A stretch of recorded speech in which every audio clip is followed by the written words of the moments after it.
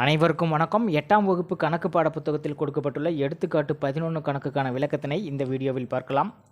முந்தைய கணக்கிற்கான விளக்கத்தினை பார்க்க மேலே இருக்கிற ஐகார்ட் செக் பண்ணிக்கிங்க. Welcome to Mani math board. படத்தில் கொடுக்கப்பட்டுள்ளவாறு அளவுகளை கொண்டுள்ள ஒழுங்கற்ற பலகோண வடிவ நிலத்தின் பரப்பளவை காண்க. இதுதான் அந்த பலகோண வடிவ நிலம். இந்த பலகோண வடிவ நிலத்தில் என்னென்ன கூட்டு வடிவங்கள் இருக்குது அப்படிங்கிறத நம்ம கண்டுபிடிக்கணும். கணக்கிலேயே ஒவ்வொரு பகுதியாக பிரித்து கொடுக்கப்பட்டுள்ளது. இங்கே பாருங்கள், இது ஒரு பகுதி 1, 2, 3, 4, 5. அப்போ 5 உருவங்கள் இருக்குது. முதல் உருவம் பாருங்கள், செங்கோண முக்கோணம். இரண்டாவது உருவம் இது ஒரு சரிவகம், ஏன்னா இது 2 இணை கோடுகள், இது இணையற்ற கோடுகள், இது ஒரு சரிவகம். மூன்றாவது செங்கோண முக்கோணம், 4 செங்கோண முக்கோணம், 5வது பகுதியும் செங்கோண முக்கோணம். இந்த படத்தில் கொடுக்கப்பட்டுள்ள பலகோணத்தில் செங்கோண முக்கோணமும் சரிவகம் அப்படிங்கிற 2 உருவங்களை தான் பயன்படுத்தியிருக்காங்க. செங்கோண முக்கோணத்தின் பரப்பளவுக்கான ஃபார்முலா ½ BH சதுர அலகுகள், சரிவகத்தின் பரப்பளவுக்கான ஃபார்முலா ½ × HA+B சதுர அலகுகள். ஒவ்வொரு பகுதிக்கும் நம்ம தனித்தனியாக பரப்பளவு கண்டுபிடிச்சி அனைத்தையும் கூட்டிக்கிட்டால் நமக்கு மொத்த பரப்பளவு கிடைச்சிரும். முதல்ல இந்த பகுதி 1இன் பரப்பளவு கண்டுபிடிச்சிடலாம். இது முக்கோணம். ஸோ முக்கோணத்தின் அதாவது பகுதி 1 பரப்பளவு ½ BH 1/2 × அடிப்பக்கம் 5 மீட்டர், உயரம் 6 மீட்டர். ஸோ 5 × 6, இந்த 2க்கும் 6க்கும் சுருக்கலாம் 3, 5 × 3 15. So 15 metre square. இப்போ முதல் பகுதியின் பரப்பளவு கண்டுபிடிச்சிட்டோம். அடுத்து இரண்டாவது பகுதி சரிவகம். சரிவகத்தின் பரப்பளவு, இரண்டாவது பகுதி சரிவகத்தின் பரப்பளவுக்கான ஃபார்முலா ½ × HA+B சதுர அலகுகள். இப்போ நம்ம சப்ஸ்டியூட் பண்ணணும். ½ H அப்படின்னா உயரம்.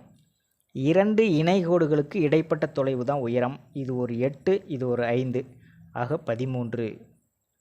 ஃபார்முலாவில் இருக்கிற AB அப்படிங்கிறது இணைப்பக்கங்களின் பக்க அளவுகள் 6, இங்கே ஒரு 4. ஸோ 6 × 4 நமக்கு என்ன கிடைக்கும்? 1/2 × 13 × 6ஐயும் 4ஐயும் கூட்டினா 10.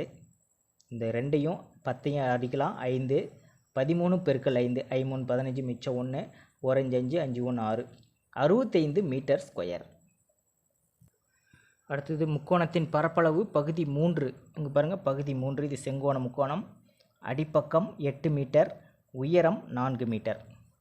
½ அடிப்பக்கம் 8 × 4. இந்த 2ஐயும் 8ஐயும் சுருக்கலாம் 4, 4 16 மீட்டர் ஸ்கொயர். அடுத்தது பகுதி 4இன் பரப்பளவு. இது பாருங்கள், ஒரு செங்கோண முக்கோணம். இதை உயரம்னு எடுத்துக்கலாம் 10 மீட்டர், இதை அடிப்பக்கம்னு எடுத்துக்கலாம் 5, இது ஒரு 8, 13 மீட்டர். முக்கோணம் பகுதி 4இன் பரப்பளவு. முக்கோணத்தின் பரப்பளவுக்கான ஃபார்முலா ½ BH. இங்கே பாருங்கள், 13 × 10. இந்த 2க்கும் 10க்கும் சுருக்கலாம் 5, 13 × 5, 65 மீட்டர் ஸ்கொயர். அடுத்தது பகுதி 5 தான் இருக்குது. இதுவும் பார்த்திங்கன்னா செங்கோண முக்கோணம். பாருங்கள், அடிப்பக்கம் இங்கே ஒரு 5 × 8 13 மீட்டர், உயரம் 10 மீட்டர். அதே தான். முக்கோணம் பகுதி 5இன் பரப்பளவு ½ BH. Bக்கு பதிலாக நம்ம 13 போட்டிருக்கோம், Hக்கு பதிலாக 10. இதையும் சுருக்குனா 5 கிடைக்கும். 13 × 5, 65 மீட்டர் ஸ்கொயர். இப்போது கணக்கில் கொடுக்கப்பட்ட பலகோணத்தின் ஒவ்வொரு பகுதியின் அதாவது 5 பகுதியின் பரப்பளவையும் நம்ம தனித்தனியாக கண்டுபிடிச்சிட்டோம். நிலத்தின் மொத்த பரப்பளவு தான் கணக்கில் கேட்கப்பட்டிருக்கு. நிலத்தின் மொத்த பரப்பளவு கண்டுபிடிக்க இந்த 5 பகுதிகளின் பரப்பளவையும் நம்ம கூட்டிக்கணும். முதல் பகுதியின் பரப்பளவு 15 மீட்டர் ஸ்கொயர். 15 கூட்டல் இரண்டாவது பகுதி சரிவகத்தின் பரப்பளவு 65 மீட்டர் ஸ்கொயர். 65 கூட்டல் மூன்றாவது பகுதி முக்கோணத்தின் பரப்பளவு 16 மீட்டர் ஸ்கொயர். நான்காவது பகுதி 65 மீட்டர் ஸ்கொயர். 5வது பகுதி 65 மீட்டர் ஸ்கொயர். இப்போ எல்லாத்தையும் கூட்டினா நமக்கு ஆன்சர் கிடைச்சிரும் 226 மீட்டர் ஸ்கொயர். ஆகவே பலகோண வடிவ நிலத்தின் மொத்த பரப்பளவு 226 மீட்டர் ஸ்கொயர். பயிற்சி 2.2இல் முதல் கணக்குக்கான விளக்கத்தினை அடுத்த வீடியோவில் பார்க்கலாம். மேலே இருக்கிற ஐகார்ட் செக் பண்ணிக்கிங்க. இந்த கணக்கில் உங்களுக்கு கூடுதலான விளக்கம் தேவைப்பட்டால் கீழே இருக்கிற கமெண்ட் பாக்ஸில் கேளுங்க. தேங்க்யூ.